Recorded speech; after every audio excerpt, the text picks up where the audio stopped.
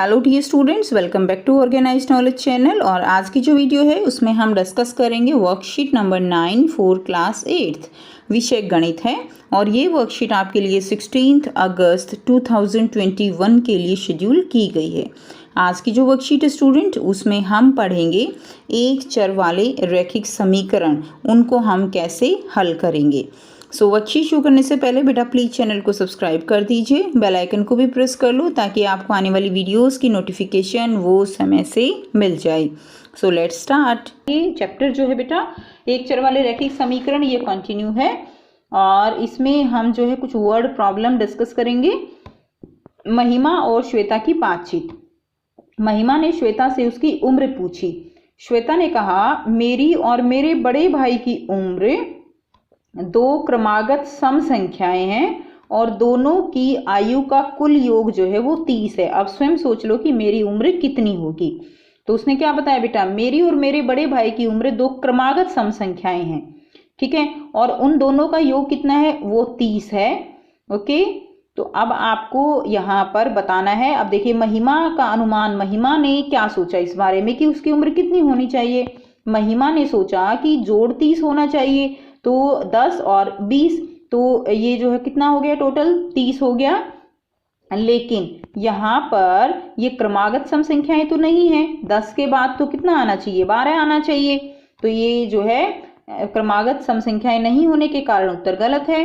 परंतु 10 और 20 क्रमागत सम संख्याएं नहीं है। 18 और 20 भी 30 होता है, लेकिन 18 और 12 भी क्रमागत सम संख्याएं नहीं है, ठीक है। अब देखिए नेक्स्ट उसने किया, फिर अध्यापक के बताए तरीके से गणना की। अब महिमा ने कैसे निकाला, महिमा ने निकाला कि माना श्वेता की उम्र जो है वो कितनी है, यहाँ पर श्वेता की उम्र जो है वो 2x है, ठीक है। यानी श्वेता की उम्र क्या है, एक सम संख्या है। अब उसके बड़े भाई की जो उम्र है वो कितनी हो गई, 2x प्लस 2। क्यों 2 जो है किस लिए इसमें जोड़ा, 2x हमने इसलिए जोड़ा क्योंकि सम संख्या है, तो जो भी संख्या निकलेगी, ठीक है, उसमें अगर 2 जोड़ेंगे तो हमें अगली जो है क्या मिलेगी, सम संख्या मिलेगी। अब प्रश्न के अनुसार श्वेता की उम्र हमने कितनी मानी है, 2x हमने उसको माना है। अब देखिए प्रश्न के अनुसार 2x और 2x प्लस 2 ये किसके बराबर है, 30 के बराबर है। यहाँ से समीकरण बन गया, तो 4x प्लस 2 बराबर है 30। अब देखिए यहाँ से इसको जब आप सॉल्व करेंगे, 4x 2 बराबर है 30, तो 4x बराबर है 30, ये 2 उधर जाएगा, माइनस का हो जाएगा, कितना आ गया 28। x की जो है मान निकाल लीजिए, तो कितना आ गया 28 बटे 4, 4 सत्ते 28। तो x की वैल्यू बेटा, x का मान कितना आ गया 7। अब देखिए श्वेता की उम्र हमने कितनी मानी थी, हमने श्वेता की उम्र 2x यहाँ से मानी थी, तो 7 गुणा में 2 कितनी हो गई, श्वेता की उम्र आ गई जो है 14 साल। तो उसके भाई की कितनी हो गई, 14 का जो है नेक्स्ट क्या करेंगे, 14 से अगली क्रमागत सम संख्या क्या होगी, 16। तो उसका भाई जो है 16 वर्ष का है और वो 14 वर्ष की है, और दोनों का जो योग है वो कितना है बेटा, आप जांच भी कर सकते हो, वो 30 है। नेक्स्ट देखिए, नेक्स्ट उदाहरण दिया गया है, परवीन के पास गुल्लक में 180 रुपए हैं। तो बेटा परवीन के पास गुल्लक में कितने पैसे हैं, 180 रुपए हैं। उसने दक्ष से कहा कि इस गुल्लक में सिर्फ 2 रुपए और 5 रुपए के सिक्के हैं। तो बेटा 2 रुपए के सिक्के हैं और 5 रुपए के सिक्के हैं, और 2 रुपए की सिक्कों की संख्या 5 रुपए के सिक्कों की संख्या का 2 गुना है, ठीक है। यानी जितनी संख्या 5 रुपए के सिक्कों की है उससे 2 गुना संख्या जो है वो 2 रुपए के सिक्कों की होगी, ठीक है। बताओ मेरे गुल्लक में 2 और 5 के कितने सिक्के हैं, और टोटल कितने हैं बेटा, 180 रुपए हैं। तो मान लीजिए हल कैसे करेंगे, हमने मान लिया कि यहाँ पर 5 रुपए के सिक्कों की संख्या कितनी है, s है। अब 2 रुपए के सिक्कों की संख्या 5 रुपए से 2 गुना है, तो कितनी हो गई, 2s हो गई। लेकिन टोटल जो सिक्के हैं बेटा उनको मिला दें तो वो कितने हैं, टोटल रुपीज 180। अब देखिए 5s जो है वो 5 रुपए के सिक्के हैं, तो अगर हम इसको 5 गुना s कर दे 5, तो हमें पता चल जाएगा ना कितने रुपए हैं। इसी तरह बेटा 2s है, इसको 2 से गुना कर दें तो हमें पता चल जाएगा ये कितने रुपए हैं। तो यही हमने यहाँ पे किया, 5s प्लस में 2 गुना 2s बराबर है 180, ठीक है। ये बेटा उसी तरह से है, जैसे मान लीजिए आपके पास जो है 10 सिक्के हैं 5 रुपए के, तो 10 को अगर आप 5 से गुणा कर दोगे तो कितना रुपए आ गए, 50 रुपए आ गए ना, वही हमने यहाँ पे किया है। तो यहाँ से कितना आ गया 5, और यहाँ से ये आ गया आपका 4s यहाँ से हो गया, तो टोटल कितना हो गया बेटे 9s। तो 9s बराबर है 180। s की जो है मान निकाल लीजिए, 180 बटे 9, तो s की वैल्यू कितनी आ गई, s का मान कितना आ गया 20 रुपये, 20, ठीक है, रुपए नहीं होगा 20 होगा, क्योंकि हमने तो यहाँ पे संख्या ली है ना s। तो टोटल 5 रुपए के सिक्के कितने हो गए, 20 सिक्के हो गए। 5 रुपए के सिक्कों की संख्या कितनी हो गई, तो 20 को आप क्या कर लेंगे 5 से गुणा कर लीजिए, कितने रुपए हो गए, 100 रुपए तो 5 वाले सिक्के से हो गए, सिक्के हो गए 20। अब देखिए 2 रुपए के सिक्कों की संख्या कितनी हो गई, 2s थी, तो 20 गुना 2 यानी कितने हो गए 40 जो है वो 2 रुपए के सिक्के हो गए। ओके, तो 100, और यहाँ से पैसे भी निकालने हैं, तो 40 को 2 से गुणा करके देख लो बेटा, 80 हो गया ना। तो 100 रुपए तो 5 रुपए के सिक्कों से हो गए, और 80 रुपए 2 रुपए के सिक्कों से, टोटल कितने हो गए 180 रुपए। एक बार इसको बेटा फिर से आप प्रैक्टिस जरूर कीजिएगा।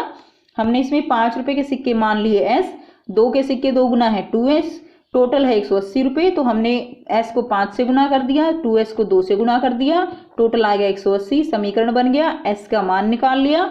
s का मान यानी 5 रुपए के सिक्के हैं 20 और 2 रुपए के हैं 40। अब देखिए नेक्स्ट प्रश्न हम करेंगे।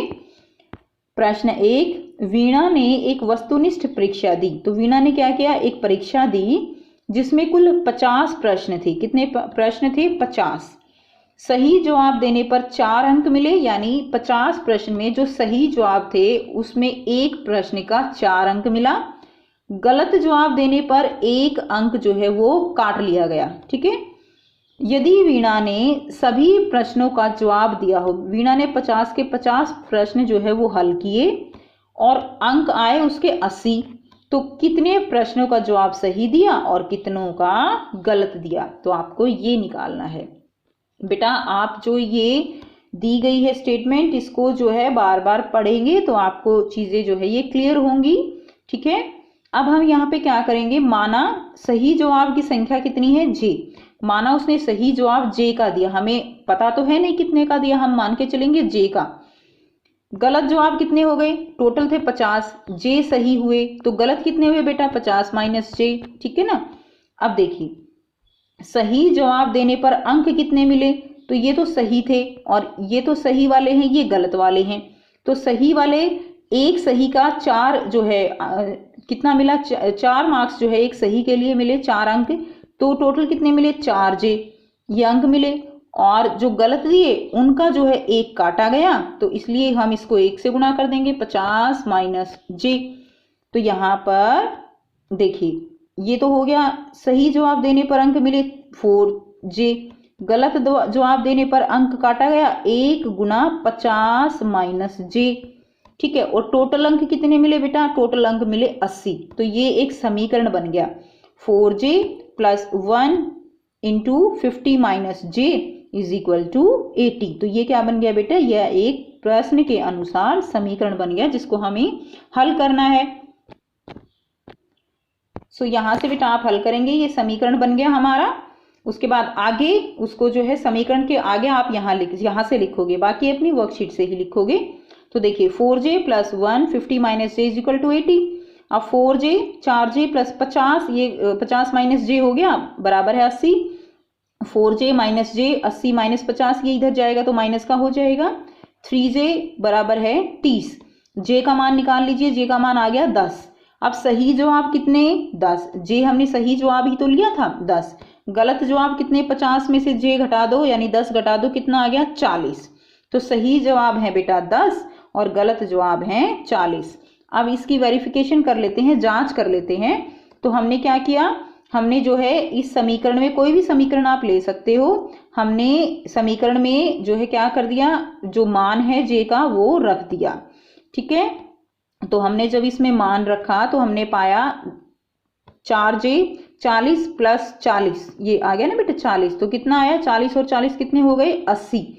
तो 80 बराबर 80 यानी लेफ्ट हैंड साइड बराबर है राइट हैंड साइड, यानी हमारा जो आंसर है वो बिल्कुल ठीक है। यहां से हम जांच भी कर सकते हैं। नेक्स्ट करते हैं क्वेश्चन।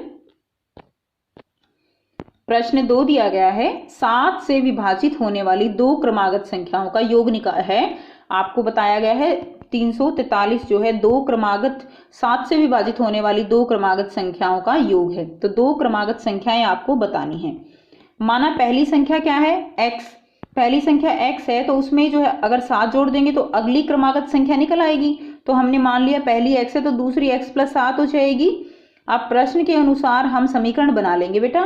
तो x तो हो गई एक, उसमें x में 7 और जोड़ दिए तो दूसरी, और दोनों का योग कितना है 343। ये समीकरण बन गया। x की मान निकाल लो। करते हैं इसका आंसर। तो बेटा ये इसका आंसर करेंगे x जमा 7, ये 343 के बराबर है। तो 2x हो गया, 2x + 7 343, 2x 343 में से इधर 7 आएगा माइनस का हो जाएगा, घटा कर दिए, आ गया कितना 336। x की वैल्यू निकालनी है, 2 से भाग कर देंगे, x का मान आ गया 168।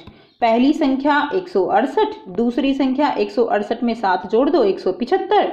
वेरिफिकेशन कर लो, जांच, ठीक है ना, जांच लिख लेना, हिंदी मीडियम वाले बच्चे हो तो जांच लिख लेना।